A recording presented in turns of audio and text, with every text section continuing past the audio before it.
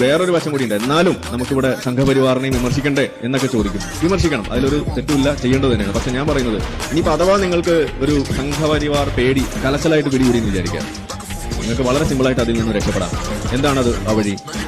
ആ വഴി എന്ന് പറഞ്ഞു കഴിഞ്ഞാൽ, ഇപ്പോൾ നമ്മളുടെ പാകിസ്ഥാനിൽ നിന്ന്, അഫ്ഗാനിസ്ഥാനിൽ നിന്ന്, അതുപോലെ ബംഗ്ലാദേശിൽ നിന്ന്, അതുപോലെ സിറിയയിൽ നിന്ന്, ഇറാഖിൽ നിന്ന്, ഇറാനിൽ നിന്ന്, ഇവിടെ നിന്നൊക്കെയുള്ള ഇഷ്ടംപോലെ രാജ്യങ്ങളിൽ നിന്നും അവിടെയുള്ള ആഭ്യന്തര കലാപത്തിന്റെ പേരിൽ, മതം സൃഷ്ടിച്ച ആഭ്യന്തര കലാപം, ഇതുപോലെയുള്ള തീവ്രവാദ കൂട്ടങ്ങളും ഐസിസും അതുപോലെയുള്ള എല്ലാവരും ചെയ്തു കൂട്ടുന്ന ഈ അക്രമത്തിന്റെ പേരിൽ അവിടെ ജീവിക്കാൻ പറ്റാതെ വരുമ്പോൾ എന്താണ് അവിടെയുള്ള ആളുകൾ ചെയ്യുന്നത്? അവർ അഭയാർത്ഥികളായിട്ട് പോകുന്നു വേറെ രാജ്യങ്ങളിലേക്ക്, അല്ലെ?